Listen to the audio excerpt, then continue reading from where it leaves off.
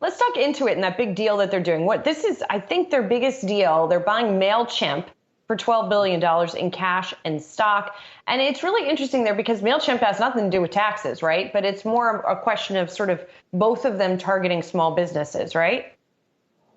This also, this is, first of all, this is another major deal by Intuit CEO Sasan Goodarzi. Within a year, he has put close to $20 billion of capital to work to go out and buy businesses. Of course, you had $12 billion for Mailchimp. And then late last year, they closed on almost a $8 billion deal for Credit Karma. Now, the Credit Karma acquisition for Intuit has worked out very, very well so far. And I think quicker than a lot of people or analysts on the street expected here. It's already starting to drive profits for the company. And we're coming up against the opening bell. I'm so excited to talk about Intuit. I could just talk right through the opening bell, Julie. Nonetheless, ringing that opening bell is Intrinsic Exchange Group. They are ringing that opening bell to commemorate the launch of their IEG natural asset companies, or a new asset class of sustainable enterprises.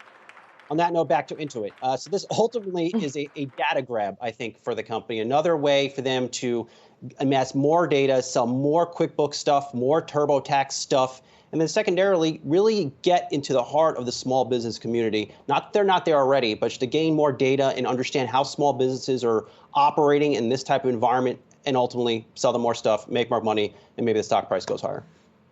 Yeah. Well, the stock price, it was rising today, right? So, and you're talking to the Intuit CEO, in the next show, right?